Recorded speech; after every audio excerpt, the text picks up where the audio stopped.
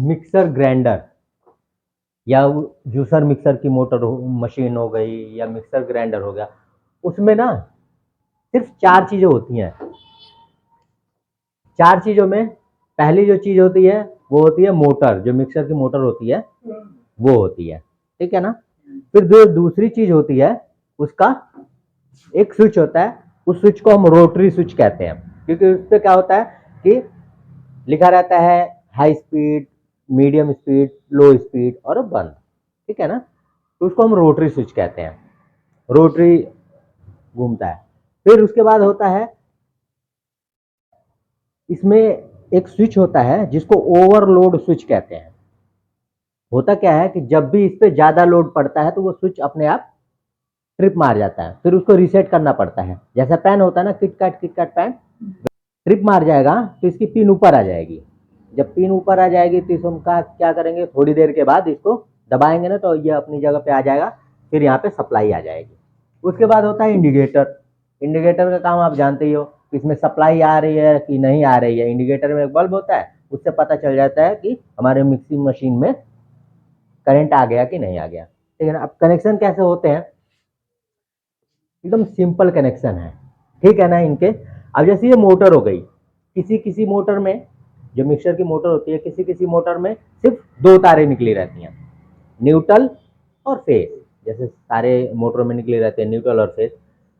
किसी किसी में 4 तारें निकली रहती हैं या 3 तारें निकली रहती हैं, एक न्यूट्रल की निकली रहेगी और 3 स्पीड की निकली रहेगी, मीडियम स्पीड, हाई स्पीड, लो स्पीड, या फिर 2 निकली रहेगी, एक हाई स्पीड एक लो स्पीड की, ठीक है। अब देखो कनेक्शन कैसे इनके करते हैं। जैसे मैंने कहा कि इसमें 3 स्पीड की तार निकली हुई है, 1 2 3 स्पीड। इसको हमने कह दिया हाई स्पीड, ये हो गया मीडियम, ये हो गया लो स्पीड, ठीक है ना। उसके बाद एक निकली रहती है अलग से न्यूट्रल की वायर। न्यूट्रल की पता चल जाएगी, स्पीड की भी पता चल जाएगी, न्यूट्रल की वायर। अब कनेक्शन कैसे करते हैं, सबसे पहले ये जो स्विच है, ओवरलोड स्विच, सबसे पहले क्या होगा, स्विच में हम क्या देते हैं, फेस की न्यूट्रल, फेस देते हैं। तो सबसे पहले हम अपने स्विच में यहां पे फेस देंगे। सिंपल कनेक्शन बता रहा हूं, लाइन, यहां पे लाइन दे दिए। अब ये स्विच है, स्विच के 2 पॉइंट होते हैं, एक में इन करते हैं, एक से आउट करते हैं। अब आउट करते हैं यहां से, अब यहां से हमने आउट किया, ठीक है ना, ये आउट हुई लाइन। इसमें इन किया, यहां से आउट किया और कहां दे दिया, ये जो रोटरी स्विच का है एल वाला पॉइंट है, हर एक रोटरी स्विच में एक एल का पॉइंट होता है, यानी लाइन का पॉइंट, फिर 1 नंबर 2 नंबर 3 नंबर, यही इनकी बनावट होती है। या फिर लिखा रहेगा एल लिखा रहेगा, हाई लिखा रहेगा, लो लिखा रहेगा, मीडियम लिखा रहेगा, ऐसे लिखा रहेगा, ठीक है ना। तो एल वाले पॉइंट पे दे दिया। अब बचे 3, 1 2 3, ठीक है ना। अब हमारी स्पीड की जो तार है, जो स्पीड की तार होती है फेस की वायर होती है, तो जो जहां जैसे है, यानी लो को हम 3 नंबर पे डाल देंगे, मीडियम को हम 2 नंबर पे डाल देंगे, हाई को हम 1 नंबर पे डाल देंगे, ठीक है ना। अब इसमें बचा न्यूट्रल। तो न्यूट्रल को किसी भी मोटर में न्यूट्रल हम डायरेक्ट दे देते हैं।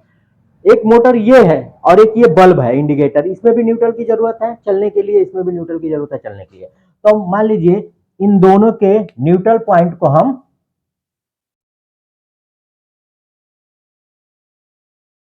कॉमन कर देते हैं। अब यहां पे लाइन है और यहां पे न्यूट्रल आ गया, ठीक है। बचा फेस का पॉइंट। अब ये फेस के पॉइंट को हम क्या करेंगे, यहां से ये फेस आ रहा है, यहां पे जो इंडिकेटर का फेस है इसको भी उठा के हम क्या करेंगे, इसके फेस के साथ जोड़ देंगे।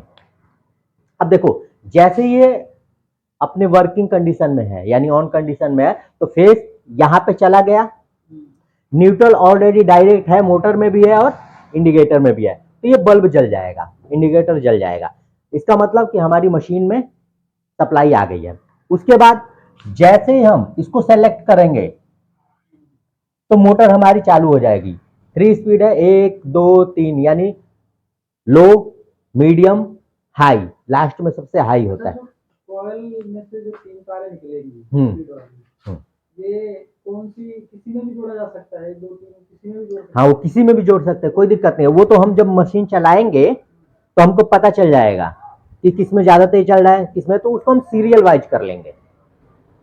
होता क्या है, जब मोटर लेने जाओगे तो वो 3 तारें निकाल के दे देगा, लेकिन जब वाइंडिंग करोगे ना तो एक नंबर लगा लोगे, 1 नंबर, 2 नंबर, 3 नंबर, और कहीं कहीं नंबर नहीं रहता है। ये वायरिंग हो गई।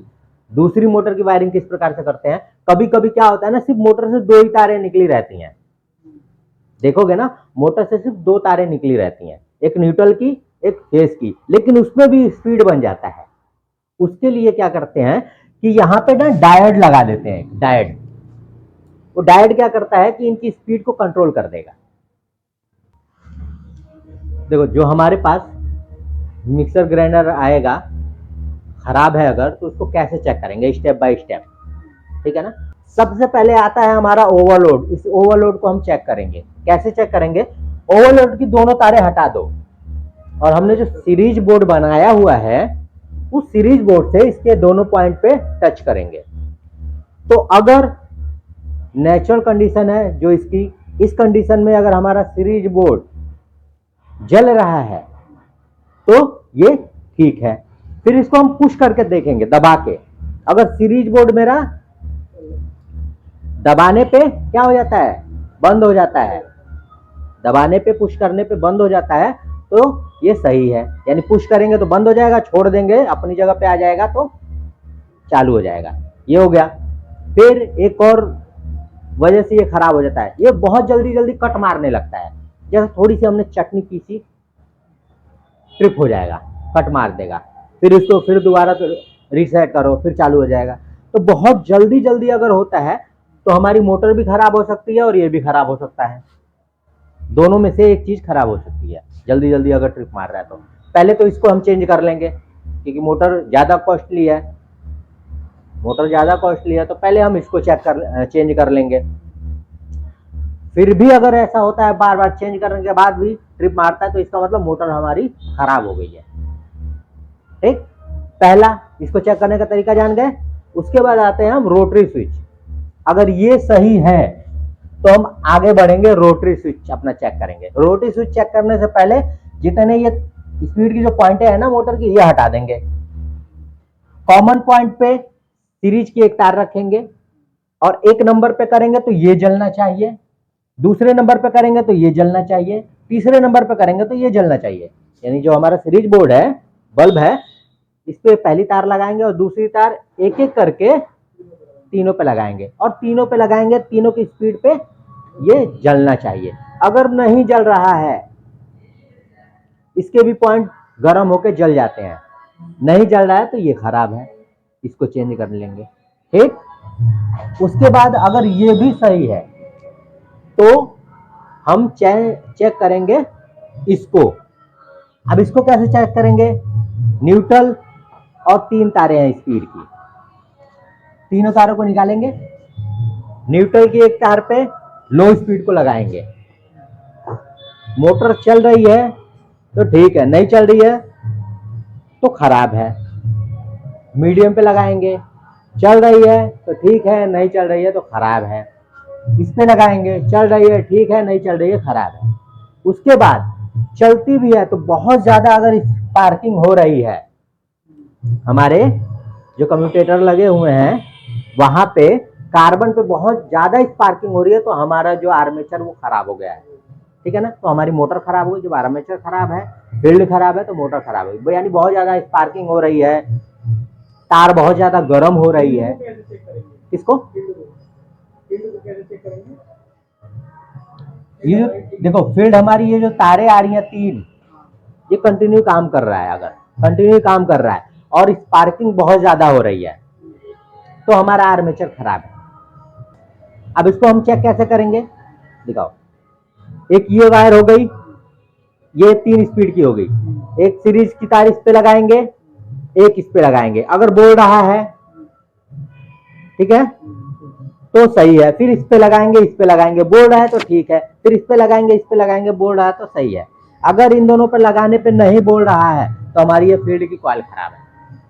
और दूसरा वही सेम दूसरे पे दो है, ठीक है।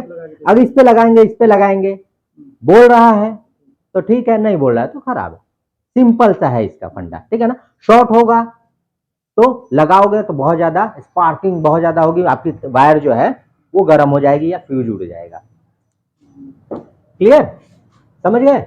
मोटर को कैसे चेक करते हैं? इंडिकेटर तो आप जल रहा है तो सही है, नहीं जल रहा है तो खराब है। यही है चेक करने का तरीका होता है। यानी सीरीज बोर्ड से हम सारी चीजों को आसानी से चेक कर सकते हैं, और स्टेप बाय स्टेप चेक करोगे तो हमको पता चल जाएगा कि हमारा कौन सा आइटम खराब है। क्लियर हो गया, सबकी तारे छुड़ा छुड़ा के चेक कर सकते हैं।